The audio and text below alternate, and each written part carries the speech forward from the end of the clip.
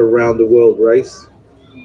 10 months and 45,000 miles later, they sailed into... Apologies, folks. I lost the connection to the stream there. Hopefully this resolves it. Second out of 11th. They're going to be, these ducks are going to be auctioned or were auctioned off and raised £8,000 for UNICEF. And there we go again, another flawless landing from Hamish. Keep the power up. Normally this is where he just let the power back, let the aircraft sink, but now he's going to keep that aircraft going. He looks about 70, 80 knots there, I'd say. And you can see them starting to come unstuck. And there you go, you're into ground effect. Keep that going for as long as you can. Build up your airspeed and then gently pull back onto... What an amazing display. Fantastic. When you think about it, it's really sensible. Like Hamish's floats, they've got wheels on them. So it doesn't mean he can only land on water. He can extend his wheels, go land at Prestwick, go borrow somebody's garden hose all that seawater off his floats, and then, or I suppose he could just go up to a lock with freshwater, do a couple of landings on a freshwater lock. That's a good way of cleaning the seawater off as well. So if you want to know more about this, as I said, you can by all means find out, because Hamish does all the courses that you'll need. The aircraft has just gone through a major engine rebuild as well, and with the new amphibious floats on it, makes it far more flexible.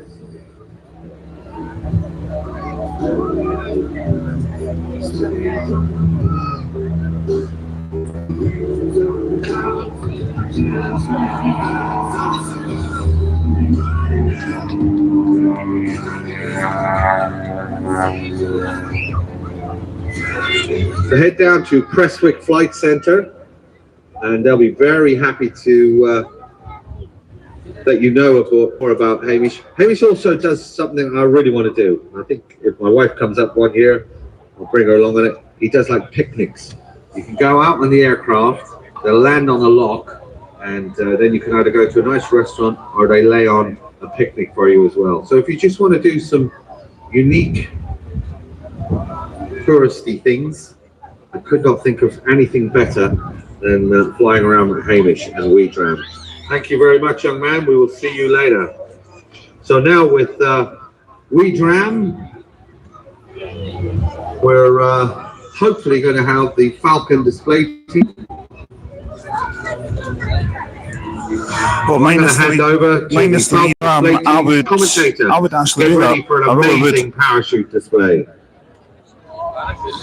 Good afternoon there. Such a privilege to be on Scottish soil today for this. I'm Flight Sergeant Steph Irvin, and I have the honour to be part of the world-famous Royal Air Force Falcons parachute display team. As your commentator today, it's my job to talk you through our fantastic and exhilarating display for 2025. Hopefully getting your eyes and your cameras pointed in the right direction so you can enjoy every single moment. Weather permitting, the RAF Falcons hope to provide a thrilling display for you today, demonstrating the skills and capability of RAF parachuting, limited space, and sometimes at very short notice. The team strives to represent the very best of British, both at home and overseas, by displaying the traditional red, white and blue colours of the United Kingdom wherever we go. The RAF Falcons can conduct parachute displays from a minimum of 2,500 feet and up to a maximum of 12,000 feet. The weather conditions are a little bit windy today, so we're planning to do a mid-show for you today, where the team will exit from the aircraft at around 4,000 feet. Hiya, Jack. Hopefully you can hear me okay, mate. If you do take any photos or down at the live air show in air. I know there's another YouTuber who's live streaming down here, but they're showing the camera angles from the planes, I believe. I thought I would just do it from the ground, you know, as everyone down here will see it with the naked eye. As we speak. I've got the microphones in use because it's loud down here, if I'm being honest. Flight Lieutenant Dominic Cobden Davies, assisted by the team coach. Probably not going to get many views down here, not as many as the other live stream will, but you know what? I don't care. It's an afternoon out. I'm enjoying it, and I thought I'd bring you guys along. Corporal Ryan Tripp. Go on, give them a big wave, everyone. The drop zone team are responsible for preparing the landing area and that's checking good. That's the wind why speed I've got the and cloud microphone. base If the microphone runs out of charge, I've got the other one here. I haven't charged them last night, though. That's the only thing. So hopefully they're both going to be okay. To calculate the direction in which the aircraft should approach and the point at which. Now I don't know which direction the aircrafts are coming in from because we don't have Wi-Fi here, so I can't look it up on my tablet. Oh, there we go. So this is vital because although the canopies are very manoeuvrable, the team must be released at exactly the right spot to make sure that they can I didn't leave, unfortunately, no. But I will next and time. land in the area you see in front of you today. The green and orange crosses that you might be able to see on the drop zone are left and right indicate where the parachute is. This safety measure allows half the team to land near one cross and the other half near the other. The information which has been collated by the drop zone team has already been passed to today's team coach. Can you hear the commentary okay though? That's what I'm wondering. He will be briefing the jumpers as to where and when to exit from the And is the picture buffering or not? That smoke. Watch your eyes.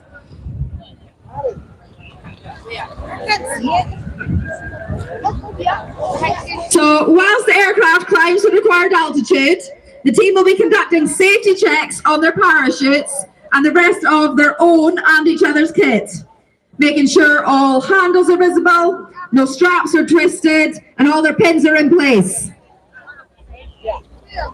They will be preparing themselves psychologically for the display, and there are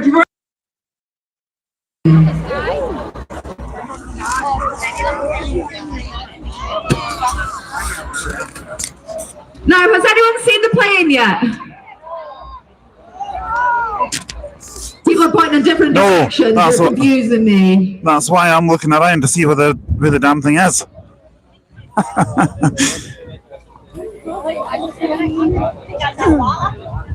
So the RAF Falcons are very fortunate to have the use of various military and civilian aircraft. Probably won't be getting a nice stream, no. These aircraft not only make the display more interesting, but they also remind the viewing public that parachuting is a vital and very real asset to modern British military air power. I can't really move too far away from here, to be honest. Today, folks, the RAF Falcons my phone signal was 228 Skyban. My phone signal This is a used aircraft and the RAF fleet and our primary jump platform, provided by our defence partners, Summit Air. This dual-engine, side-door aircraft provides everything that the RAF Falcons need to provide an exciting show here for you today. My connection was buffering like hell. This is the third attempt at getting this to work, so it seems to be holding for now. But I'm not going to say anything. Speed of 257 miles per hour. Ever so slightly faster than a Formula One race car. Looking forward to seeing it myself because I'm going to be streaming for about 3 to 4 hours maybe. Got my power bank with me, so that's good. There's a nice scheme van there, but I might go and get a can of juice shortly. So today we've got the RAF Benevolent Fund. They're here for us. So huge thank you to them. Now, I've just been told we're about 9 minutes to go, so the plane is fast approaching us. I'm feeling it's going to be approaching from Ladies and gentlemen, Westwick area, should I say. It's so time. But this way. Time to get ready to experience the aerial skills. Look overhead, there's the plane. The world's greatest military parachute display teams. I don't see it. Get your cameras ready because it's time to introduce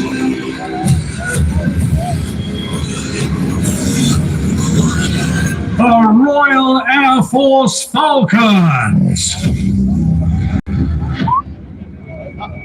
So today's team coach, Sergeant Greg Ashleby, he's going to be looking out of the door, waiting for the right time to signal the team to leave the aircraft. He will exit first, and then each jumper will follow, exiting every 3 seconds into free fall with red smoke trailing from them. Ah, see it now. It's a bit far away to zoom in As though. an aircraft flies overhead, you may start seeing some red smoke. That means that they pulled the pin and they're getting ready to come out. Yeah,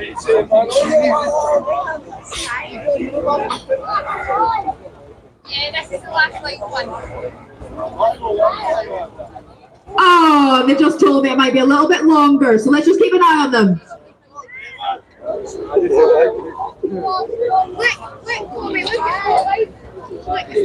So as well as guiding the team members, the coach must ensure that he doesn't lose sight of the landing area and the 2 coloured crosses. In very strong wind conditions, the release can be up to 2.5 kilometres away. This can make locating the drops on quite a challenge. The Corporal Trip has got the smoke out for us today, so hopefully they'll see that and they'll aim for the right place. I still can't see it. There's too much cloud. No, it's too much cloudy. That's what it is. So let's keep an eye on the aircraft.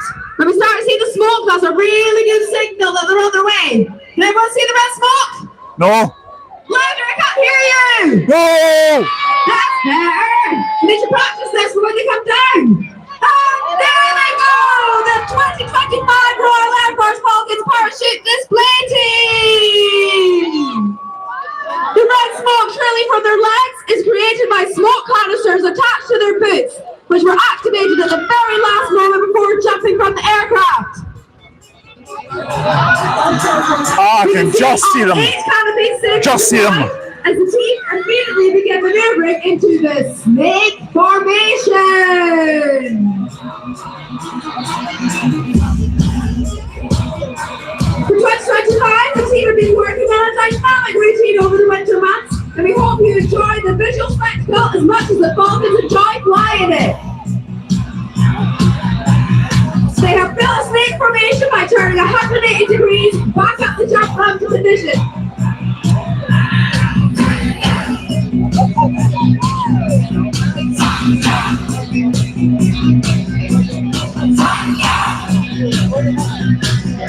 To make the split formation, the team will separate with odd numbers going left and even numbers going right at an angle of 90 degrees. The coach will then call for a further 90-degree map of themselves, creating 2 separate snake formations. This leads straight into the crisscross, where both sides of the formation will turn towards each other with closing speeds of over 45 miles an hour, and then pass within a few feet of each other. They immediately make the turn. That's quite something, isn't it? Signature carousel formation, which is the team's favourite manoeuvre and requires vast amounts of concentration and trust in one another. It's the perfect opportunity to get your photos. Remember to tag at RAF Falcons. You may see 2 members of the team floating outside the carousel. There are flag bearers today, so it's deliberate that they're doing that. So the final formation of the display before landing today is the Saber Chase. You will see the team essentially forming another snake, but this time with dynamic left and right turns to position themselves for the lancing pattern into the arena.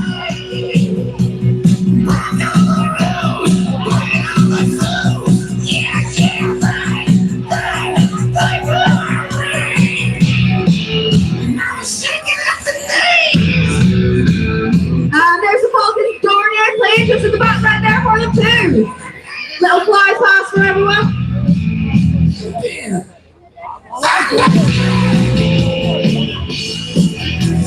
So today, Sergeant Greg Ashleby is acting as the team coach, so he's guiding them all down. And Sergeant Greg Ashleby's got his family here today because he's one of our Scottish jumpers, so let's make sure we give him an extra round of applause when he approaches the ground. We've also got Sergeant Luke Riddle. He's our other Scottish Falcon that's jumping here today. He's one of our first years, so he'll be back again for the next couple of years too.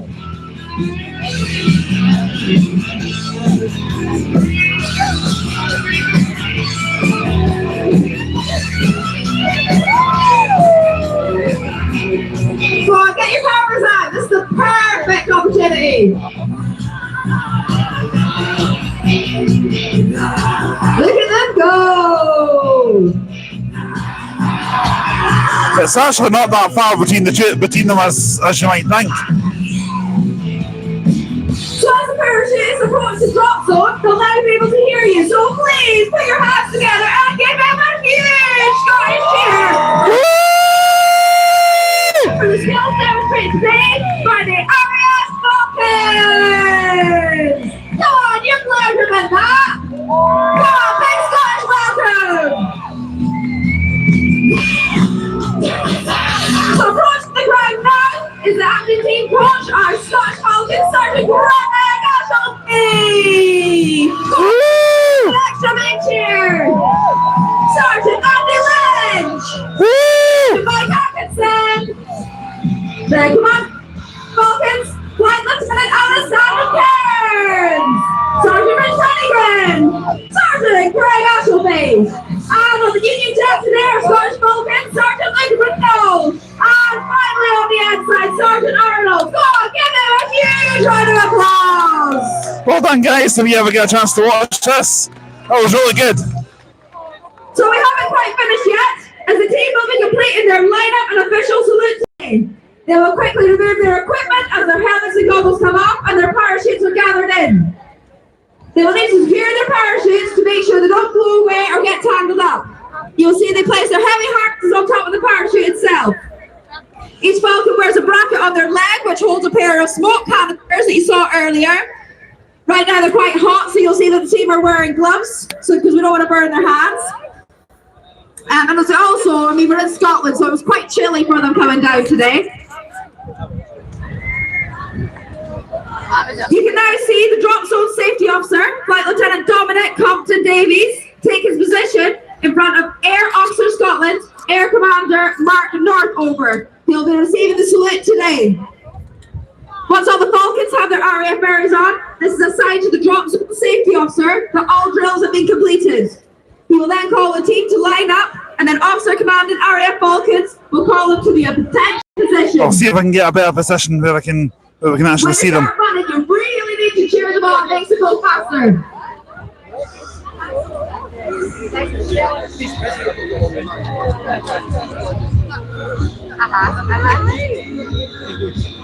We'll try. There you go! Go on, get my huge cheer! Come on! We'll try around here. The louder you are, the faster they go!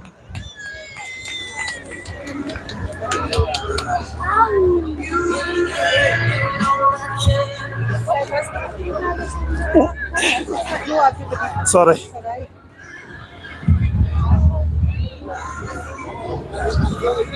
Yeah, they're over there somewhere. Not entirely sure where, but I thought maybe get a better view up here, but obviously not. As I said, it's only the view from the ground, so I thought it'd be nice to see, you know. But this is a good spot up here, I reckon, now for seeing some planes, maybe. Everybody, please, once again, put your hands together and give a huge cheer for the superb display by the 2025 Royal Air Force Falcons Parachute Display Team! I was going to use the public Wi-Fi here on my tablet to look at flight radar and see what's taken off and actually alert you as they're doing so over the Tannoy system, but I forgot to charge the damn thing last night, so it's at home. Well, thanks to the Royal Air Force. Besides, I don't think the public Wi-Fi down here would be very reliable. For quite a while, so please go and have a chat with them if you want to know more about joining the Royal Air Force. And a lot of people are pointing skyward saying, look, I don't think you can get into the accessible viewing area unless you're paid, can you? And what we're doing now is we're taking some shots for the video, so feel free to give them a wave if you want to be in the official video, but this does not mean, hey, I've got a drone, I can go flying too. There is no drone flying, of course. The drone pilot is up here with us with the Flying Control Committee, so it's tightly regulated, and he will definitely be down before the next aircraft enters into our airspace. Drones and air shows do not mix. So Well, please, I haven't got a drone anyway, so do not, because it poses a very large threat to aircraft if it's not, as we have here, highly regulated. So feel free to wave at the drone as it comes by, and you'll be in the video, and you'll be able to say, that's me. no rude gestures now, folks. So as the parachutists sort themselves out and the drone gets some nice shots, we're just waiting online for the strike master pair to come into. Just been reading some of the messages there, Jack. That's really nice. Landed safely. Yep, I'll be able to read through those a little later on, I promise. Might do a separate live later on tonight, but actually do that. Then the Yak 52 and the Canada's auto gyro. God, I just went flying there myself, actually. The Sydney Charles display that tripped over that bit there. 109 Howard gliders. They're going to be here at 3:10. And then the Navy historical flight in the shape of the Harvard in the air in front of us at 3:25. The Warbird, the A-26 Intruder, is coming up from Duxford. And also we will have another visitor from the Royal Canadian Air Force with the C-130J. They'll be doing 3 flypasts at about 10 to 4 this afternoon. Then the Royal Navy. We have 2 versions of their helicopters. The Black Cats will be up first, and then the Royal Navy Merlin display. Well, now that we've got a little break, I'm going to go and get a soft drink. But the stream's going to continue, so don't go anywhere. The United States Air Force with their C-130J, that's the one with the flares. That's going to be here at 5 o'clock. The French Air Force with the Extra 330 at about 5:10, and closing the show for us about 5:20 will be the Royal Air Force Typhoon. And that's so still lots and lots of flying to see here. And that's when we'll be cutting the stream after them, roughly. We're just listening on the display frequency for the Strike Masters to check in. Now, the Strike Master was built by the British Aircraft Corporation at Warton in Lancashire, and it was labelled the BAC 167.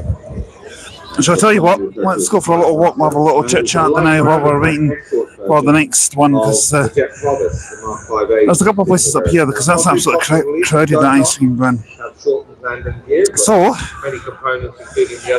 what are you looking forward to seeing down here the most today? Me personally, I'm looking forward to seeing the red arrows and that fighter jet that finishes it. Because last night when I was watching it live on YouTube, they did a fireworks show and it was absolutely spectacular. As a result, I'll be watching that again tonight. I didn't see all of it, I only saw maybe about 45 minutes of it. But as I was watching it whilst I was on the bus coming home from work, and of course my phone died, didn't it? My power bank was dead as well, so I couldn't really see very much, I'm afraid. There's a place over there that says loaded hot dogs. I'm not actually hungry, if I'm being honest.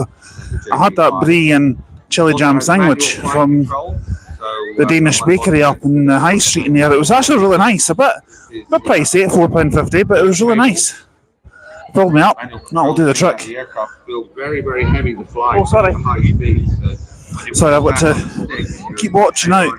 It's not easy to do a live stream and walk around and watch at the same time, but I can manage it. Just bending around, coming in from the right. Oh, I've got something coming in from the right now. Strike Master pair.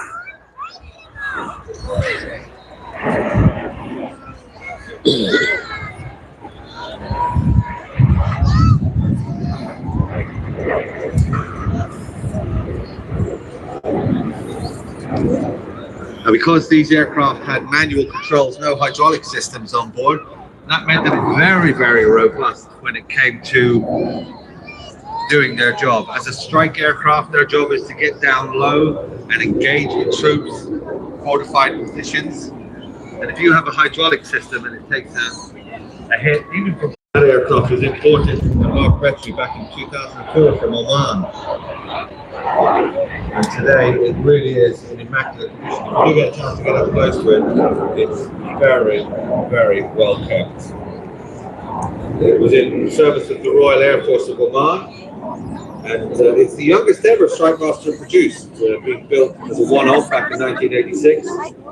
It's only got about 2,500 hours on its airframe, so that's... Cheers, Jack. That's good, mate. I'm going to stay in the same position. I'm not going to move out of here because I know phone signal down this area is very buffery. It's actually buffer. It's actually more. It's actually more buffering than I thought it would be. Look at that smoke system as it comes through.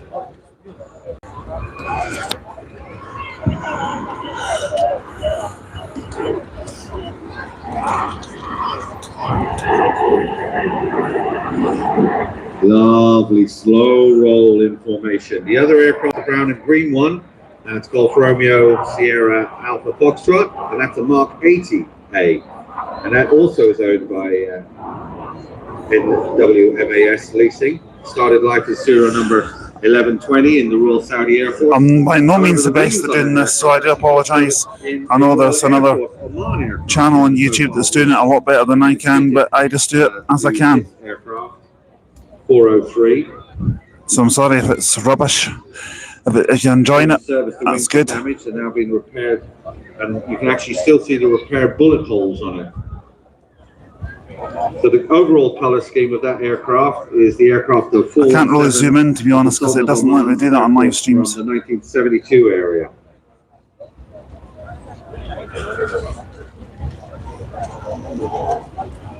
So the operator of the aircraft, as I said, is North Wales Military Aviation Service, and that's an aircraft engineering company employing local professionals, and they maintain a broad range of light aircraft and military jets, and considered as world experts in Strike Masters.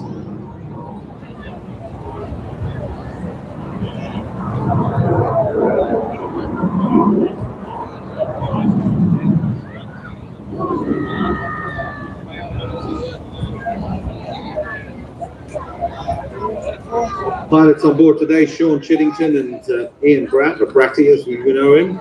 Bratty flying in the number 2 position in the grey aircraft. Prior to joining the Royal Air Force, Ian was a keen PPL. Also do a lot of glider time. And then after completing university, Ian served as an RAF pilot for 13 years. He flew Tornado, GR4, and served in multinational exercises as well as operational deployments. He was what's called a QPNI. Now, a QPNI is a Qualified Pilot Navigation Instructor. And he did a lot of that in the Tucano aircraft. And then he went on to become what's called a QFI, more well-known Qualified Flying Instructor on the Tutor aircraft, that we'll be seeing later on. Ian was actually the display pilot for the Tutor aircraft as well. Sean Chittingham leading the pair, now in his 3rd year in the brown and green aircraft. Sean joined the Royal Air Force straight from school, gained his wings on the Hawk, and then became an instructor on the JP.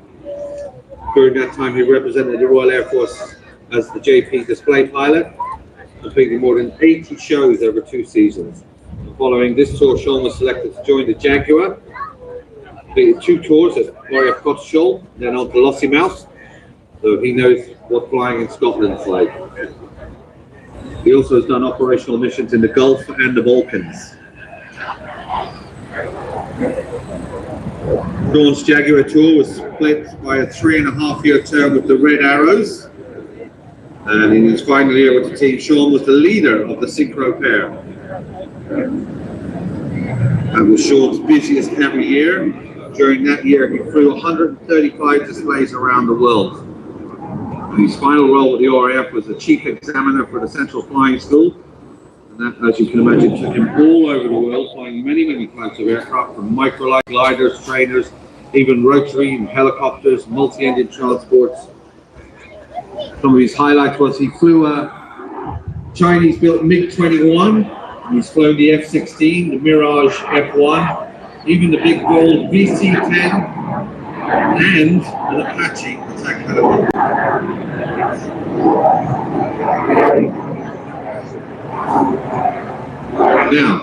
lot of people here are looking up and going, wow, look at that. Wouldn't it be great to be in that aircraft?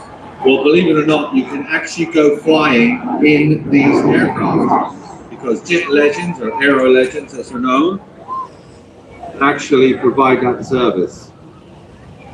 Well, right in a minute, folks, just going to get a quick drink. Summer, they're operated by jet legends, and that's part of aero legends based out of North Wales, down in Essex. And they're the first and only operator. Just a can of Coke, please. No worries. We're right in a minute, folks. Sorry, I'm doing a live stream online. So you can fly with a singleton, or if you want to go as a pair, you can get in the other aircraft. And they also operate a Spitfire. And today, over 200 people have actually gone flying in these Cyclones aircraft. There you go. Thank you. Thanks, bro. You fly your shore, number 30, so the actual pilot is flying here today in front of you. And if you want to, Thank you. can do some of these maneuvers. Imagine pitching up and sitting in the right seat. Get ready for the break. Managed to get all on it. So if you want to know what it'd be like to fly in one of these Strike Master aircraft, just go online and visit aerolegends.co.uk. I think you're right there, Jack, to be honest. I can't really read the messages at the moment, mate. I do apologise. They're going to head back now to Prestwick and load up. Perfect display. I can imagine that we're going to do quite a lot of fuel here as well this weekend.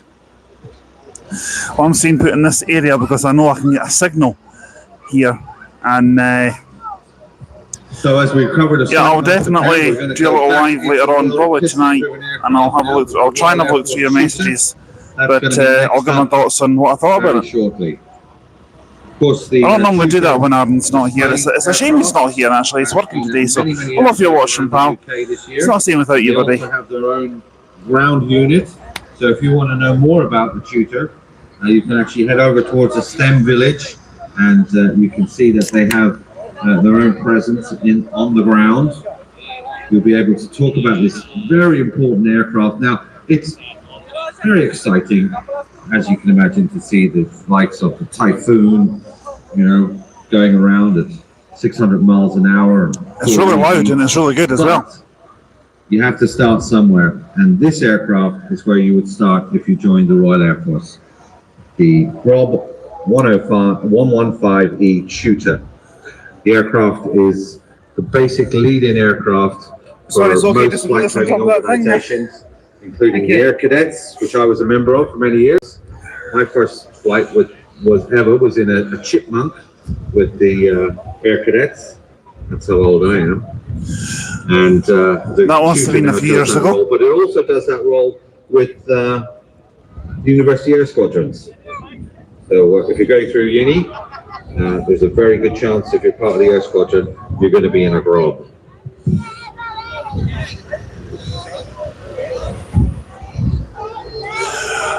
I can't believe that's coming up 25-3 already. Looking forward to the Red Arrows at 4:27 p.m. That's only I'm looking forward to. The aircraft coming in, as I said, it's a basic trainer. So it hasn't got the large. I know there's some people at Prestwick. There was when they appeared on I came past there earlier on, and I'll tell you more about that in a little while. It's got 180 horsepower, extra light combing 360. The light combing 360. I agree, Jack. It's a shame he's working. Because he would have loved it down here. But it's a long way for him to come from Dundee down to Ayr. It's over 100 miles, But no, Arden, it would do it. In fact, there's an island over there named after him, the Isle of Arden. Going to go over there sometime next year on the channel. Looking forward to that. So it's easy to maintain. £2.50 for a can of Coke. Relatively cheap to operate as well. The Grob aircraft, as I said, the 115E Tutor, is aerobatic, and we'll see that being displayed in a few moments. It has G limits of +6 and -3. I don't know where the plane is at the moment. I don't think it's visible from here. knots. So what you're going to see is the aircraft will be pitching up. Not entirely sure what 185 knots is in miles an hour. I'm not really familiar with that. Being flown by Lieutenant Bob Jews. And Lieutenant Jews will show us the best of the graph. But as I said, a lot of the maneuvers. Apologies if you heard that there. And build up the I just let out a bit of a what we call a Galavanter roar. Pretty petite aircraft. It's wider than it is longer, so that gives it good cruising speed because it's got a 32-foot. That's a full transit, mate. Yep. It's only 24 feet. It's electric, apparently. Doesn't sound electric to me. It sounds like a diesel. University Air Squadron and also air experience flying for the cadets.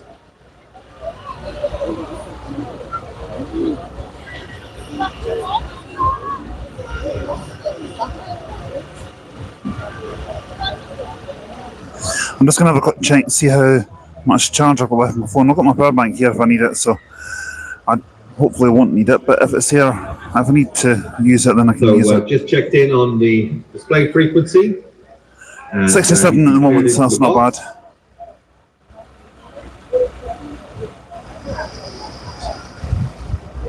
As you can see, it's really busy down here today. If you want to follow the adventures of the Tutor display team, they're on Facebook, Twitter and Instagram, and they're using the hashtag Tutor Display. Having said that, I didn't tell you, but I'm actually thinking about setting up a Facebook page where you guys can message me privately. I'm also thinking about launching Instagram as well. But if I decide to do that, then I'll upload a separate video to let you know what it is, and I'll put a link to it in the posts.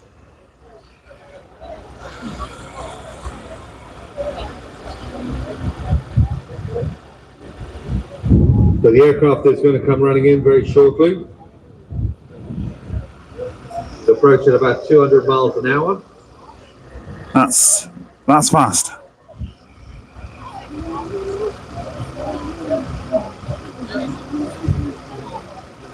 Going to pull the aircraft up into a 5G maneuver. Just go straight up into the vertical and into what we call a hammerhead.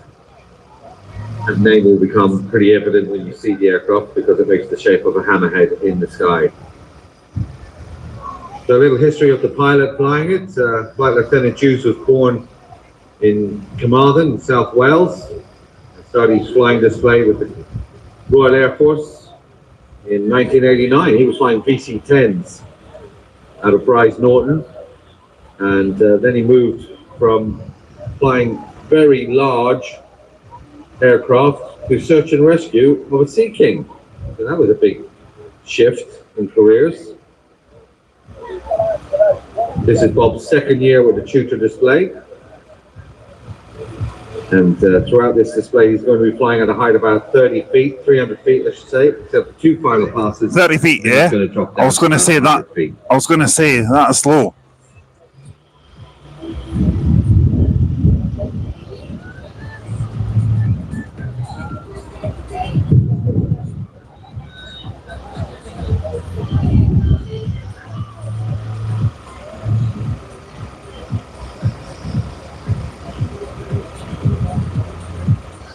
Just a little bit to let you know that I won't be live streaming on Tutor tonight. I'm having the night off from that because by the time I get home from here, I'll probably be feeling a bit tired. Probably won't be live streaming tomorrow night either, but I'll let you know. If you want to reach out, it's Joe Air Show. Shout out here from Ewan for his friend Roy. He's here with his dog Ernie. Hope you and your dog are having a great time. Amelia Anderson has also reached out. She wants to say hi to her mom. Claire, and this area isn't. This area is not a rough area. So far. Karen Smith My dogs are terrible. wants to say hi to Sarah and Joe H. They're remembering Grandpa H. As the Lancaster flew by, they were thinking about Grandpa H. How sweet is that? Good for you, Karen. Hope you enjoyed the rest of the show.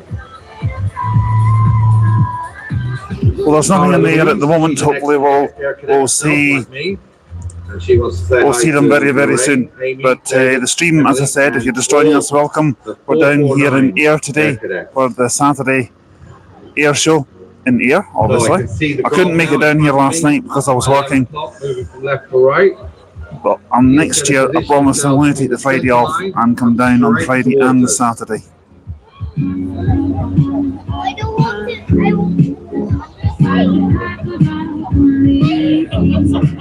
So, ladies and gentlemen, from the Royal Air Force, it's the Tutor display team. At the controls, Flight Lieutenant Bob Dews pitching the aircraft up and revealing the Royal Air Force Benevolent charity sign underneath. That was the hammerhead.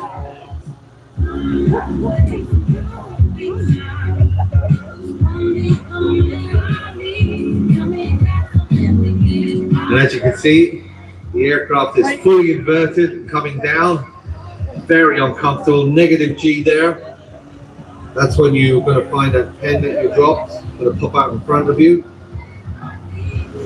Then rolling the aircraft right way around. As with most basic trainers, it's a fixed undercarriage. And while it does mean you've got a lot of induced drag with the undercarriage, it's a lot safer, it gives a good ground handling characteristics as well. And you notice how wide the wheels are as well. That means it's very steady on the ground, easy to taxi, and great visibility as well from the Tutor.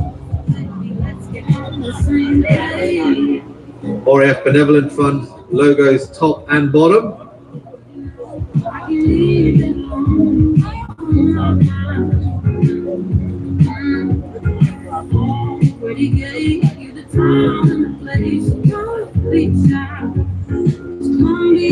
So you can see Bob really knows how to keep this aircraft moving at all times, and now you can see what I was talking about when it comes to trading off the height for speed and then pitching the aircraft up into knife edge, and then a 4-point hesitation roll, just keeping the aircraft 90 degrees and slowly rolling around to the next one.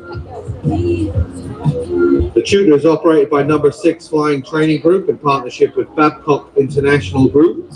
And preliminary flying the University Air Squadron students, as I said, and the Royal Air Force Air Cadets. There are 13 air experience flights across the UK that offer up to 20,000 cadets. 20,000 cadets, that's an amazing figure, both flying each year in these aircraft. So if you're between the ages of 13 and 20, and you'd like to go flying in this aircraft, have a chat with the air cadets. And actually, part of the course that you do as an air cadet is aerobatic flying. So you can do these rolls, you can do these half Cubans, and these 4-point hesitation rolls. Tutor is constructed of carbon composite materials. As I said, it's a 180 horsepower light foam piston engine. And in its role with Number 6 Flight Training School, it's engaged in other essential defense tasks. It does frontline mission rehearsals, training of mission support crews, and with the help of Babcock International Group, there's a variety of engineering and management career opportunities. They're available at the Royal Air Force bases around the UK. So if you want to know more about joining Babcock, who are helping the Royal Air Force with this aircraft and supporting it, you visit the Babcock website. And as I said, the Royal Air Force Cadets as well is one of the largest providers with the Duke of Edinburgh Award Scheme and offers a range of adventure activities.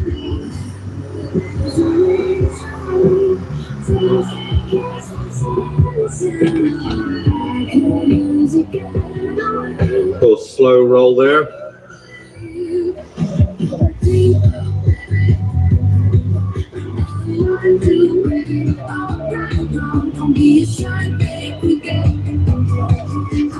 Now he's positioning the aircraft to come back in, run from a right to left. Bob makes it look so easy as he pitches the aircraft up into a loop and out the other side. As I said, you can see when the aircraft pitches up, the Royal Air Force Benevolent Fund heart on the belly of the aircraft. Been there since 2022 to celebrate this fantastic charity.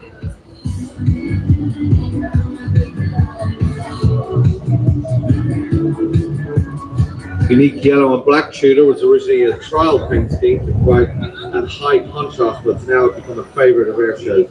Actually been nicknamed the Bumblebee. That's for the yellow Tutor that's involved in the flying display as well. So for those considering joining the university, there are 15 university air squadrons across the UK. Students are taught to fly the Tutor by highly experienced military instructors like Bob. So pop along, have a chat with them. Now coming from the right, for his final pass, the Royal Air Force Tutor display team.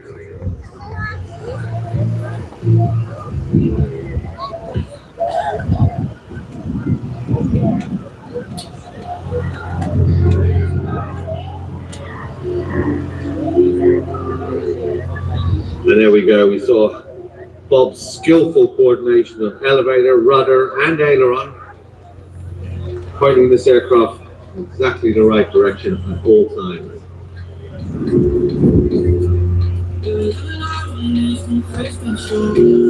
And there he goes, a little wing wave from him as he waves goodbye. He's going to park off to the right hand side. A huge thank you to Bob and all of the Royal Air Force here today. And as I said, they do have a presence down in the lower green, so if you want to pop along, they have a little chalet over there, giving away pens and badges, what have you. Well worth a little. Well, that's really good, isn't it? The air cadets as well, if you're interested in flying in this aircraft. The way they do these manoeuvres is absolutely brilliant. So, as the Tutor heads off, back towards Prestwick, that means the next aircraft coming up is one that I personally have a lot of experience with.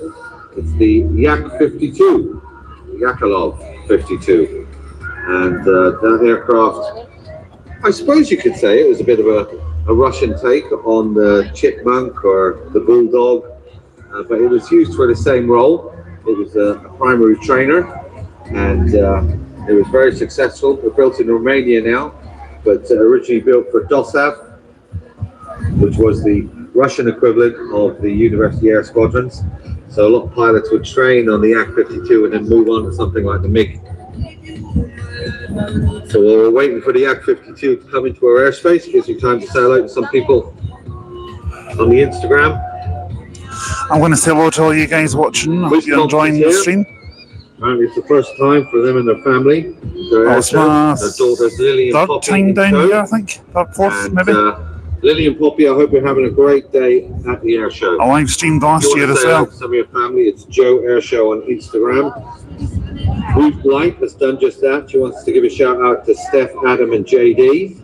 I have no idea who those people are. And Natasha, so happy birthday to Christopher. I also want to give a shout out to all the security guards and police officers who have given up their free time I could say that. It was my birthday to come down here and I was not and make sure that we're all safe. There was a lot higher numbers involved there. Martin Jeffries, he's here. Who wants No, I'm to not say 26 hi? either. Try a plus Lily, 12. Abby, and Cole. I'm 38. First time here. Hope you're enjoying the show. Lots to see on the ground as well. I've got one from Emma. She wants to say hi to 297 Air Cadets. Well done, Emma. Hope you're enjoying your time with the cadets.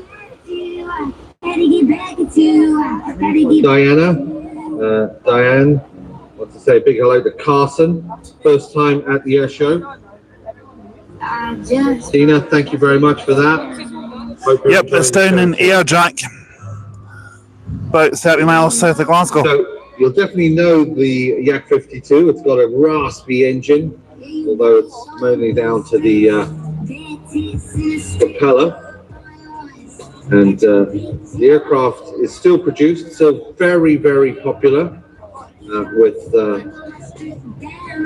warbird types. It's a good lead-in aircraft to go to more higher performance aircraft than the Yak 52.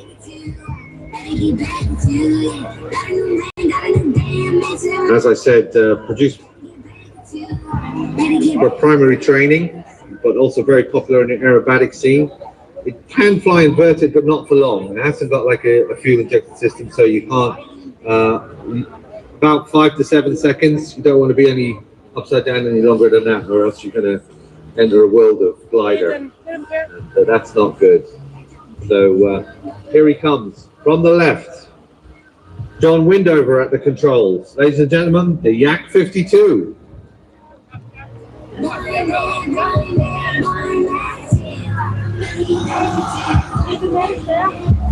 Now you probably had a good look at the undercarriage here and you think, is that undercarriage up or is it down? It looks like it's sort of halfway up and down.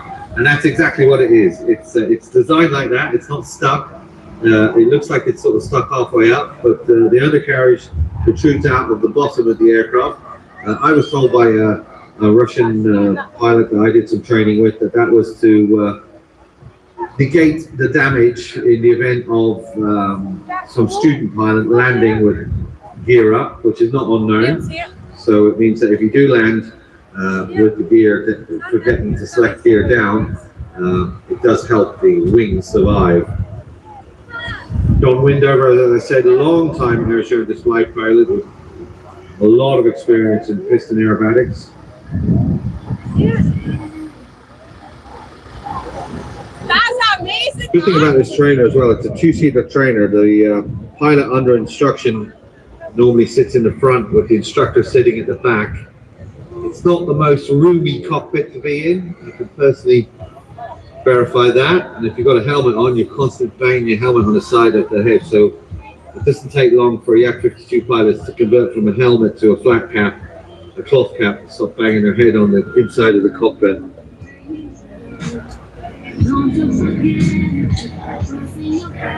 Chenko radial engine, what's called an M14P, a 360 horsepower radial engine. In America, they're very popular, and they tend to swap out the Chenko engine because it's hard to get parts for it, especially now. And they'll put something a bit more Western in it.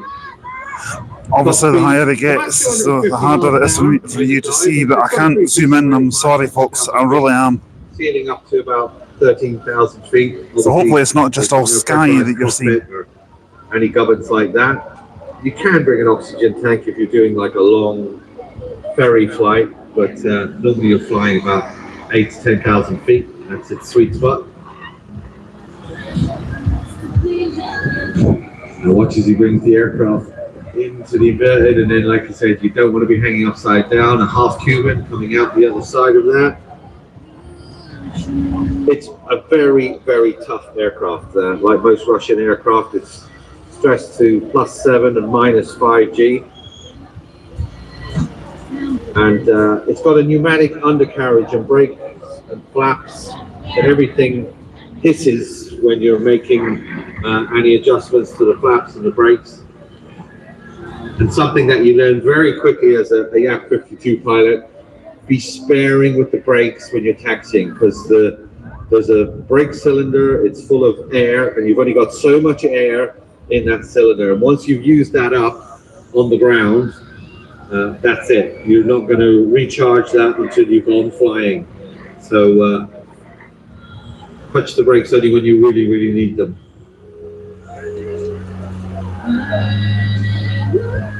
As I said, it was built for military cadet training, so it can handle a lot of aerobatic abuse. Over 1,800 were built around the world, and very, very popular, continuing use in Romania.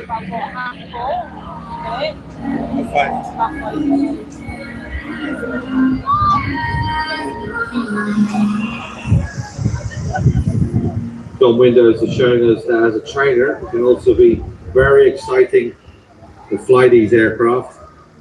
The Chinese did a version of it, called the Nanchang N6, a sort of stretched Yak 52, with a copy of the Chenko engine. And relatively speaking, it's a cheap aircraft to own and operate. It's very common in the UK that 3 or 4 pilots will get together and buy the aircraft and to operate it as well. There is Romanian assistance available. So if you're thinking of getting into warbird flying, you could not do worse than a Yak 52.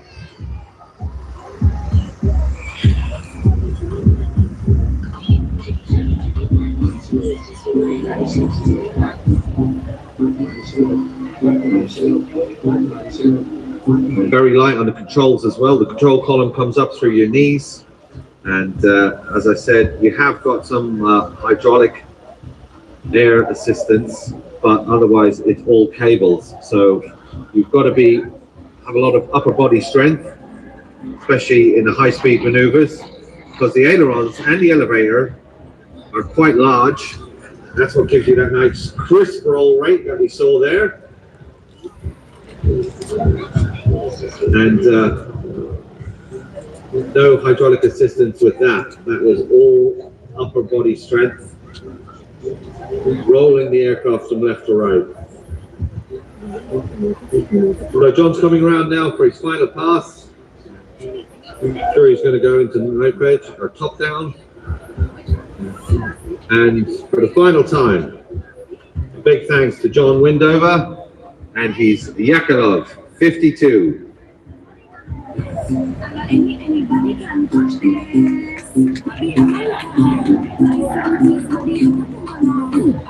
There he goes with his wing wave. You saw that lovely blue turtle shell paint scheme underneath the aircraft. That's very common with Russian aircraft in particular. Normally that theme is carried I'm through heading back on to the Prestwick inside now, so let's see what's next. The aircraft. A lot of Russian aircraft have blue interiors like that.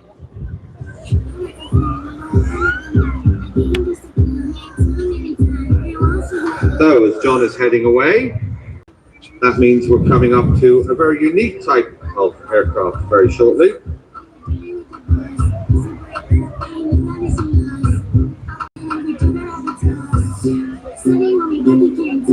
Because the next aircraft is not an aircraft. It's actually what we call an auto gyro. So it's kind of like half helicopter, half aircraft, because it's got a pusher engine behind it. But really it's very much in its own category of flying device. Pete Davies at the controls. I'm not sure what way it's coming in, if it's coming in from the north or the south, but I guess we'll find out in just a moment. Auto gyros for over 40 years, and that is a lot of experience on this unique type of aircraft. First got his gyro plane, as it was called then, display authorization. We call it a DA. He got his DA back in 1991. 28 years he's been doing that. Played this aircraft at several major shows all over the world, down at Farnborough, at the Paris Air Show, and one of my favorite air shows to go to, Oshkosh, over in the United States of America. It's like the Olympics of air shows, that one. It's like 6 days of an air show. Imagine doing an air show for 6 days. Perfect.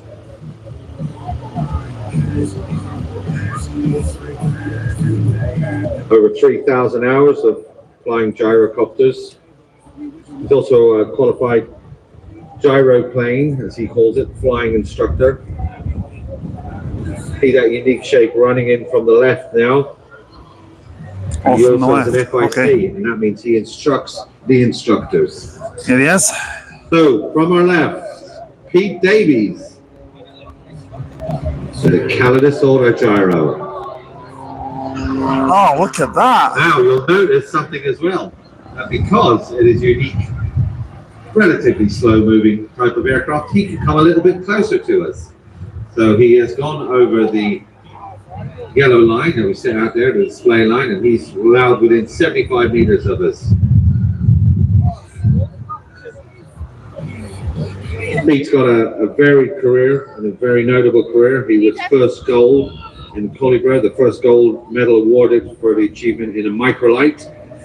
He was fourth in the first World Microlight Championship. He's the FAI World Distance Record in his category. still stands to this day. He won the 1994 Round the World Air Race in a Tiger, which is a Cessna basically with a 150 engine. It's not the most powerful aircraft, I don't think. To the FAI First World Air Games as well. Like he's just keeping which that is like the steady in the air there. Nation, attaining 4th in the World Series of Long Distance Navigation. And Pete has flown virtually every type of flying machine, from hang gliders, Wessex helicopters, the world's largest biplane, of course, the Antonov AN-2. And he has an ambition. He told me he wants to fly, be the first person to fly across the English Channel, but using the Channel Tunnel. Because he reckons he could squeeze this into the Channel Tunnel and fly through it. Yeah, good luck with that, pal. That's what I because say. he saw on that Tom Cruise movie, they got a Hughes 500 in there. And as you can see, it's a very stable aircraft. Pete just wagging the controls. Look at the rudder at the back. You can see it moving from left to right, and very responsive. Now the rotor blade you see on top, that is not connected to a motor. That is freewheeling. And it's using the air passing through it. That's why it's pitched up about 10 degrees. And the air flows through the rotor blade and it gives free lift. The engine, the Rotax engine, is actually powering the propeller at the back, and that's what's pushing him forward. What's called a pusher configuration. And as you can see, very, very responsive.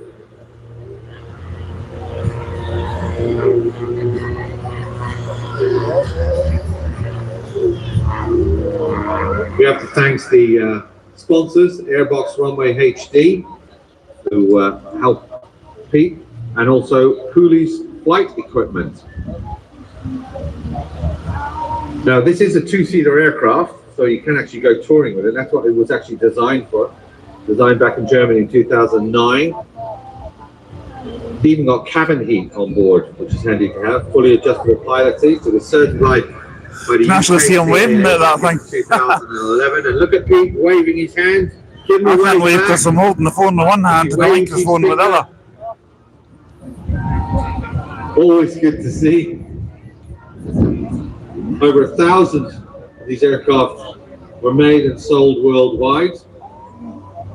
And considering this aircraft was designed back in 1923. 1923. That was only 20 years after the Wright brothers' flight.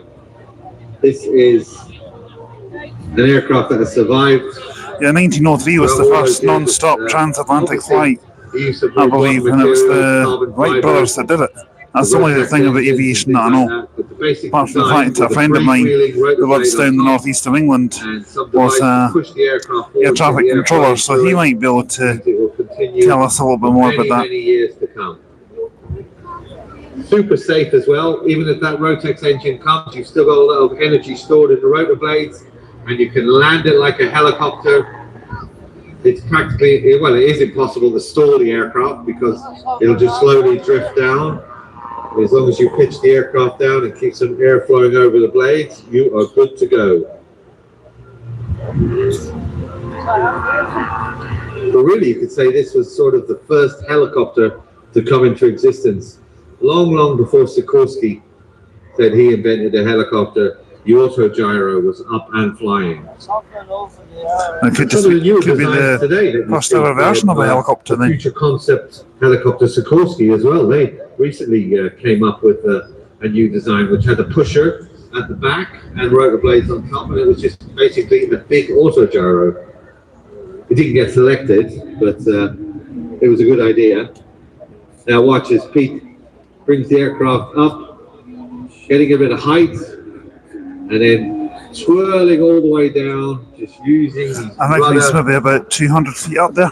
As he spiral descends, building up all that energy in the rotor blade. Rotor blade's flat now, so it's bleeding off the energy, but he'll pitch the aircraft up. Probably a bit more than that, actually. And comes straight towards us.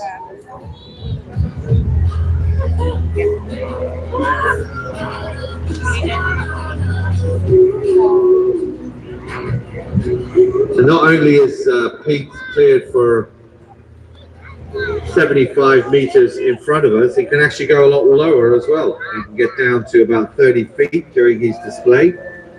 Because the aircraft is not moving so fast and it doesn't have so much mass, that's why we're allowed to get closer to the aircraft. And as you can see, it's extremely controllable. You can do some crazy flying in it. Pete is using his feet to use the rudder and the control column in front of him. You can go between 0 and 120 miles an hour in the aircraft.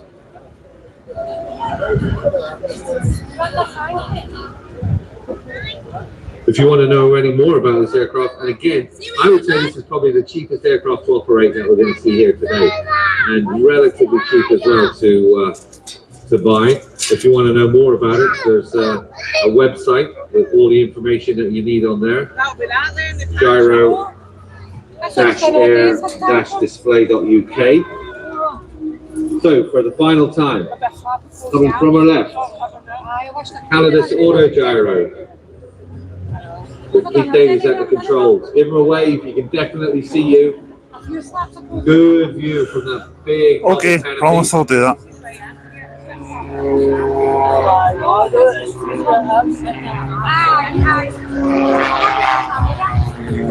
And he's going to love this wind. They love the wind, the auto gyros. They can fly up to like 40 knot winds. The windier it is, the more energy that's going to be transferred into that rotor disc on top.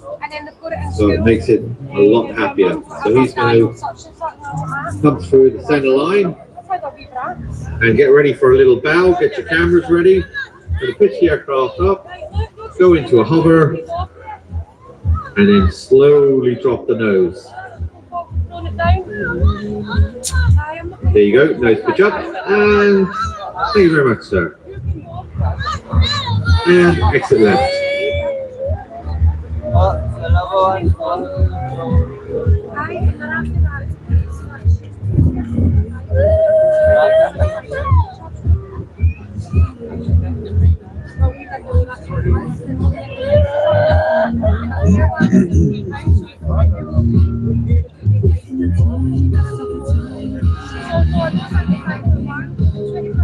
So I told a lie, he's going to exit right by the looks of it, which makes sense if you're heading down to the airport. It's that way, it's not that way.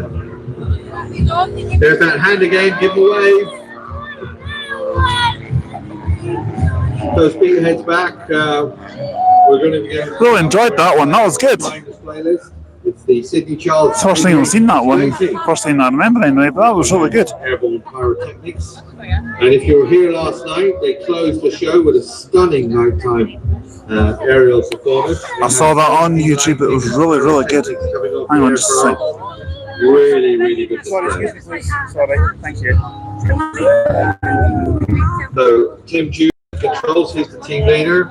And spearheaded the notable New Zealand display where he was famous down in New Zealand. They loved him there, and also coordinates a team event, but very unusually. In fact, I think I'm right in saying they're the only father and son team in the UK. It's Tim Jude and his son Tom.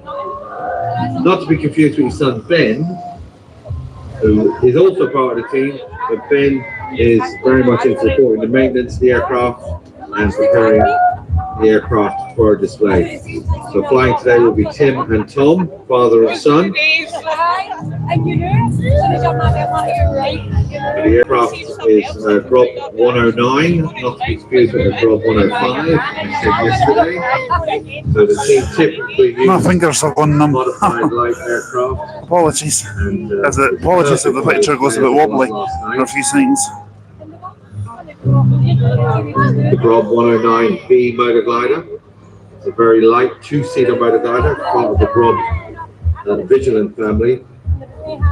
And these aircraft serve the Sydney Charles Aviation Service team very, very well. So we're going to be looking out for them. They'll be joining us very shortly. And that means that I can probably say hello to a few of the people on Instagram. At least the weather's dry. I remember it last year when I was down here. It was scorching hot. It's about 26, 27, maybe 28 degrees. It was roasting. From left to right. It'll be a while before they get here, gentlemen. But it's down here just now. It's about maybe 17, 18, I would say. Straight ahead of us, up at height. And as I said, it's a motorized glider. I can just see it with the naked eye at the moment, but it's too far out to zoom with the camera. Which I can't really zoom in the moment, so you probably won't be able to see it for another minute or so. Trading off height, speed into maneuvers. So keep an eye out on them and get your cameras ready, because there's something very, very special about these aircraft.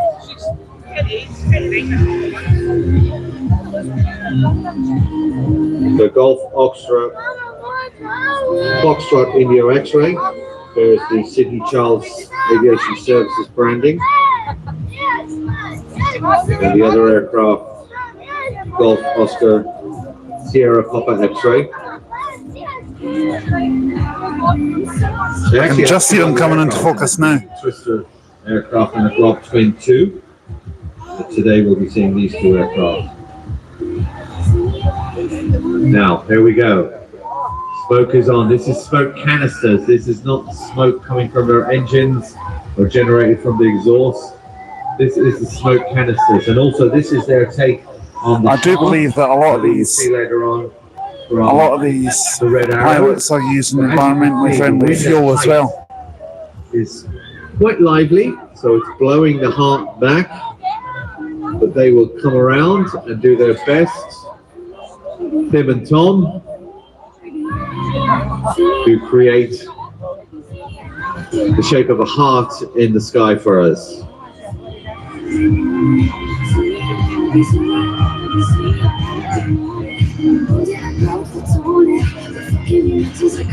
And you can definitely see the prop glider heritage there with those huge wings. It does form a heart. You can actually see that. The heart. Oh, I can. Although it looks like the wind is blowing it away as quickly as they're making it. But a good attempt, gentlemen, good attempt. It is a little on the windy side down here, so apologies if the microphone's picking that up. Efficient two-seater motor glider. And they have modified it with the LEDs all over the wingtip and the framework as well.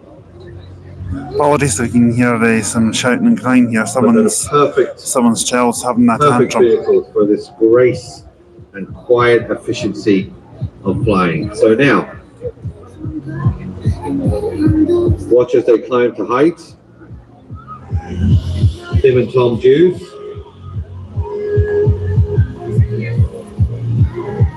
Powered by a Limbach L2400 engine, which is basically like a Beetle engine. It's a 4-cylinder, horizontally opposed, air-cooled, direct-drive piston engine, just about 2.5 litres.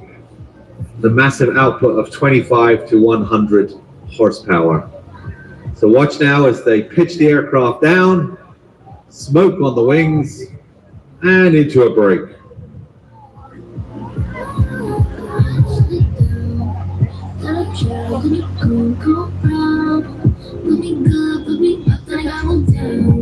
So if you were here last night, you would have seen fireworks coming off the aircraft, pyrotechnics section. Today we've got the smokes being generated by smoke pods on the end of the wings. Also really helps them when they're coming back together. Good visual reference for both Tim and Tom to line themselves up on each other. And as I said, only about 100 horsepower, so 2,500 revs. Got a variable pitch propeller, Hoffman. But that 100 horsepower engine means they're very, very economical in the cruise. And what Tim was telling me, they could do a lot. They can climb to height and just shut the engine down and just glide along for very, very long glides before they start the engine up again. So depending on the weather conditions, they can literally do. I've just got a message come up saying that the microphone battery is low, so once this display's over, I'm going to change the mics over. Okay, guys? Of a glider using the free thermal lift to get up to height, then drift down, go find the next thermal uprising, and this is what you would see a glider traditionally do, as it would be climbing, but because they're using their engine here, they're keeping that nice and tight. What a wonderful display of precision flying. And I cannot emphasize enough the benefits of going gliding. I personally did a lot of gliding before I got into powered aircraft, and it really does teach you some great habits. It teaches you the basics of flight, obviously pitch, roll, yaw. So when you come to pay big bucks for something with an engine, you already have a lot of flying experience under your belt, and it's a lot cheaper, trust me, to go flying with a glider than it is in a powered aircraft. So if you're thinking of getting into a flying career, I cannot recommend enough. Do some gliding first. It's a lot cheaper, and it also gives you, do I want to carry on flying? Yes, because look what you can do in a glider. Look at that, what a beautiful maneuver. It's back out into a loop.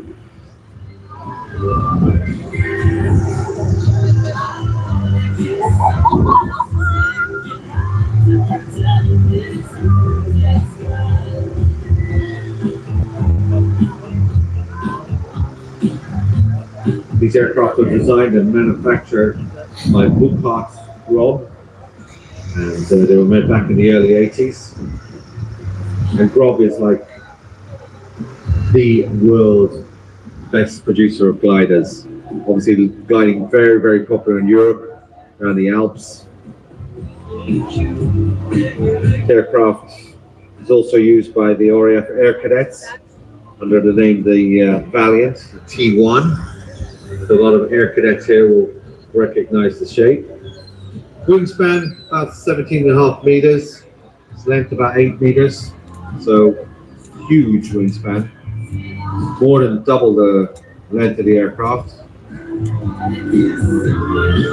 And unusual in gliders, it's side-by-side seating. That's very good for instruction. Instructors always want to see what the pilot under instruction is doing with his hands.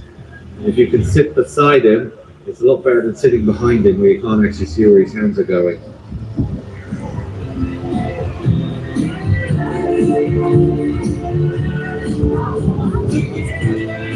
And sometimes during this display, as you can see there, the aircraft, when it's pitching down, it is picking up a lot of speed, and it's got a maximum speed of 133 miles an hour. But if you're just that's pretty quick, to be honest. You're talking about 110 miles per hour. Pulls out at about 46 miles an hour, which is because of that big long wing. Gives you lots of lift at low speed, and even the stall itself is just a sinking feeling. It doesn't pitch down violently. And because of that very fugal engine,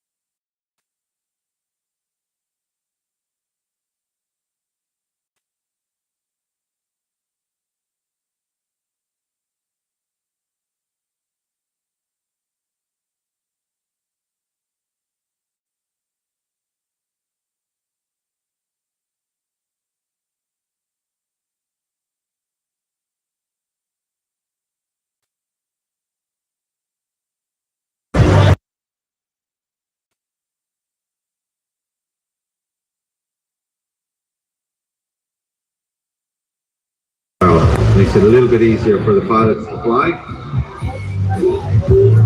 Tom is slotted in very nicely underneath the bottom. You can see a lot of inputs on the controls there as well. You can see how Tom is fighting that wing as he comes. Hopefully you can hear me now, guys. I'll switch the microphone over to the other one. Please let me know if you can hear me alright. The downside of it is if you turn a big wing into wind, it's going to act like a sail and it's going to want to push you whichever direction the wind is going. So you've got to counteract that with the ailerons. That's exactly what Tom is doing. He's tucked in behind.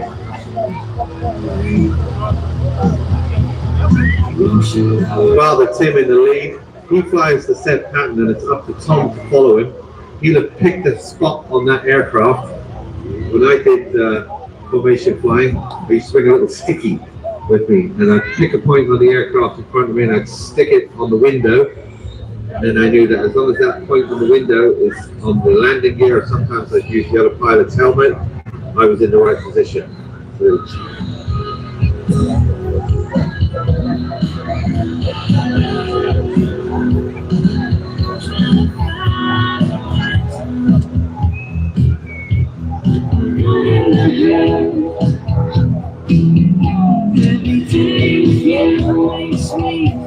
So here we get ready for the final maneuver as they come in and give us a wave.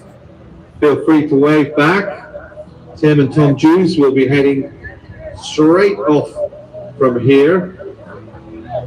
And I have to say, Tim Jews in particular is my favorite display pilot here at the Air Show. And I'm not saying that because he bought me a pint last night at the bar and he was the only one that did. But Tim, you're my favorite.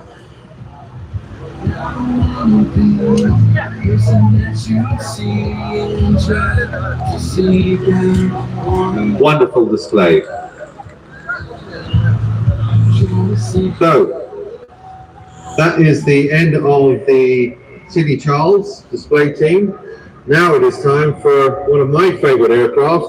Again, I have some airtime in these. A good friend of mine used to operate this type of aircraft for Harvard, Captain Norman Lees, Royal Navy. And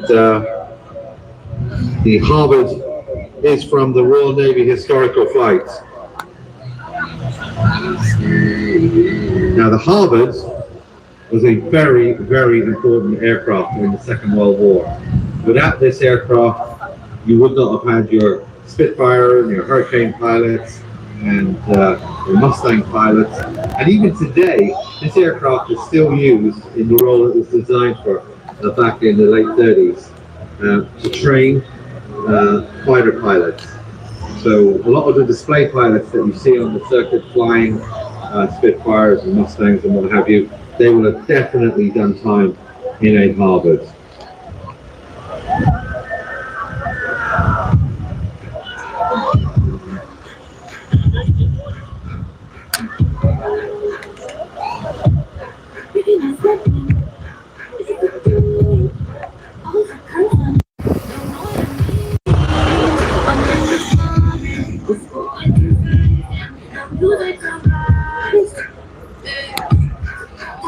But that's the fun Gavin power on the power bank now, just so I don't run it. Hope you enjoyed so far. We are down at the air show today. I'm having to talk about the music actually, to be honest, because I don't want to call.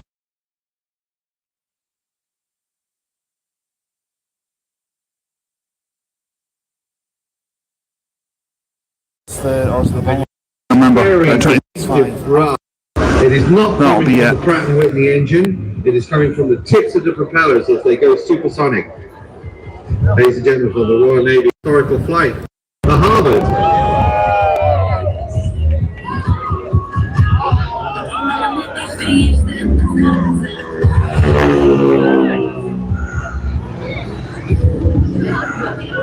It'd be nice if I could turn the music off actually, to be honest.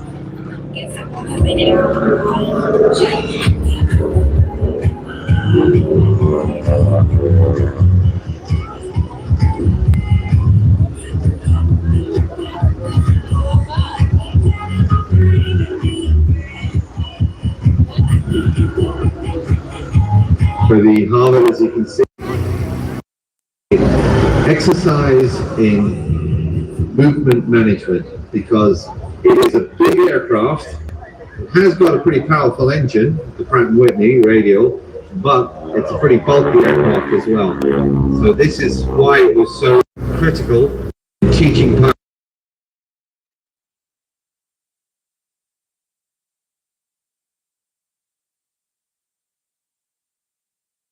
You're looking at the time when you are flying in a Harvard. It's basically the same when you're driving a car.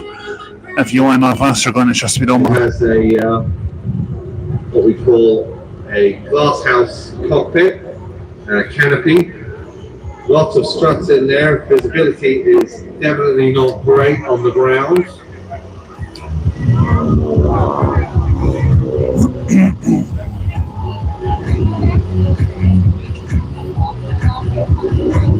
And as you can see in this yellow livery, very easy to spot, and that was because you wanted the aircraft to be spotted from the ground. A lot of instruction was done by looking at how they landed and how they moved, and the Harvard was ideal for that. Used in massive numbers in America as well, whether we call the Texan or the T6. Canadian Air Force used them. The American Navy also trained their pilots on Harvards. And during the Second World War, the majority of the flight training was produced in Canada, where the Canadians used it. So your flight training would start on a Harvard, and you'd be shipped back over the Atlantic and put onto a Spitfire or a Hurricane.